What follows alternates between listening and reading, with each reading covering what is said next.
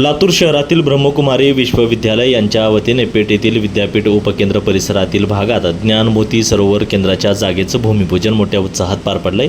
या कार्यक्रमासाठी प्रमुख पाहुणे म्हणून श्रीमती वैशालीताई देशमुख, शिक्षक आमदार विक्रम काळे, उपमहापौर स्नेहल उटगे यांच्यासह इतर मान्यवरांची प्रामुख्याने उपस्थिती होती। प्रमुख मान्यवरांच्या हस्ते या ठिकाणी साकारण्यात येणाऱ्या ज्ञानमोती सरोवर या भव्य आध्यात्मिक वास्तूंचे भूमिपूजन करण्यात आले।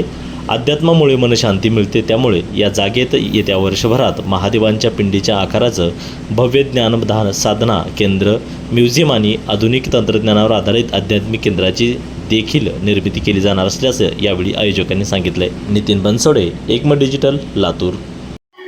आजचा खूप छान एक मुहूर्त झालेला आहे। युनिव्हर्सिटीच्या अलीकड पेठ तिथं आपण 15,000 स्क्वेअर फीट घेतलेलं आहे गेल्या वर्षी आणि त्याची रजिस्ट्री झाली।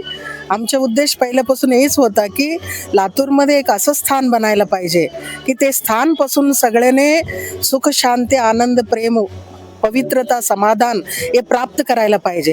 कुठेतरी एक असं व्हायला पाहिजे आणि आमचा संकल्प पहिल्यापासून आहे।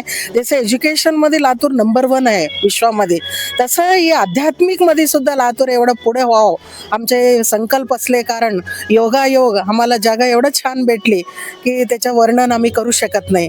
एवढं छान थंड वारा आहे आणि वातावरण छान आहे, पॉझिटिव्ह आहे आणि त्याच्या पुढे युनिव्हर्सिटी आहे आणि हे पण एक युनिव्हर्सिटी आहे, पण हे स्पिरिच्युअल युनिव्हर्सिटी जिथं आध्यात्मिक ऊर्जा, आध्यात्मिक शक्ती, प्रकाश तुम्हाला भेटते। आणि हे जे शिवलिंग आपण बनवू लागले वास्तू ते 55 फीटचं राहील आणि 2000 स्क्वेअर फीटचं सर्कल राहील आणि खाली हॉल राहील, त्याच्यावर म्युझियम राहील।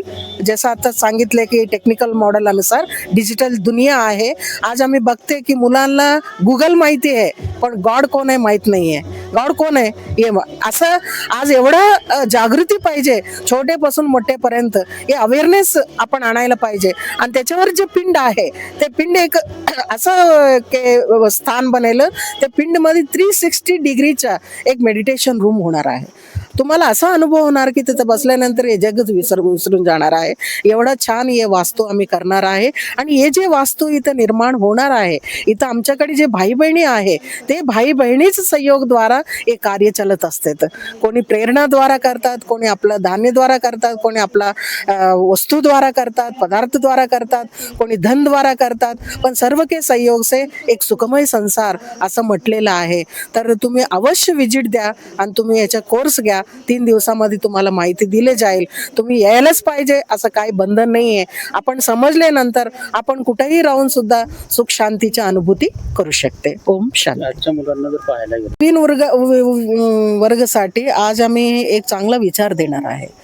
आज जसं डिजिटल दुनिया आहे, सगळं डिजिटलमध्ये चाललेलं आहे, सगळं गुगलमध्ये चाललेलं आहे। आज आपल्याला काय पाहिजे असलं तर आपण गुगलला विचारते, पण गुगल आपल्याला रोटी देऊ शकत नाही।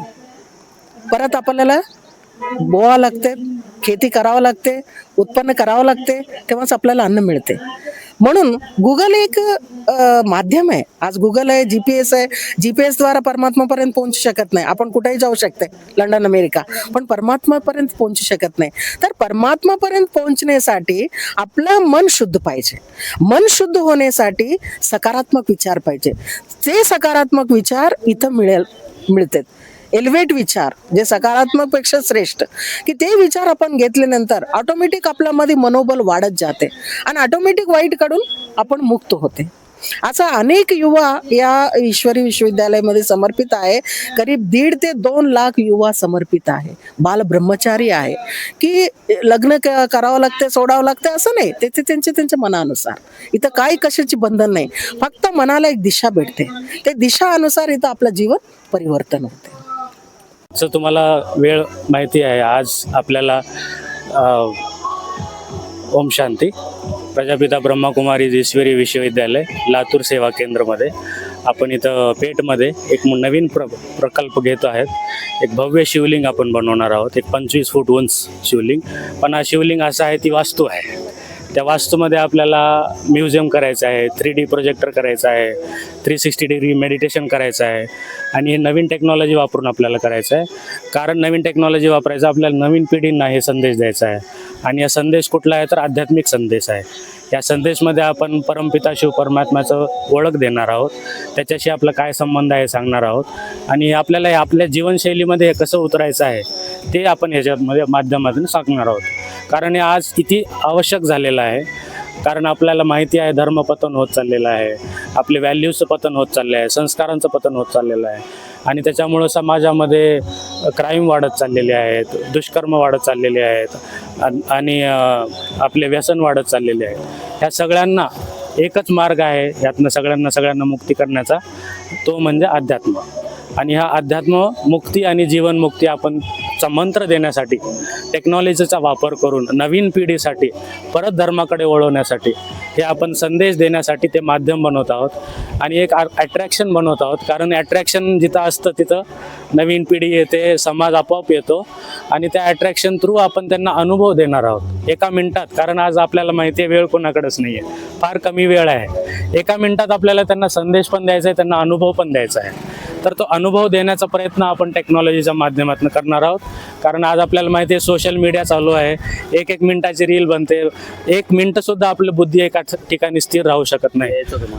म्हणून आपण एका मिनिटामध्ये कसं आपल्याला त्यांना अनुभव देता येईल, मेडिटेशनमधनं आपल्या जीवनामध्ये काय फायदा होतो, सुख शांती प्रेम आनंद हे आत्म्याचे जे गुण आहेत ते आपल्याला कसे मिळवता येतील हे त्यांना आपण संदेश देऊन त्यांना ह्या मार्गाकडे वळवण्याचा आपला एक पुरुषार्थ आहे. त्याच्यासाठी आपण हे करत आहोत.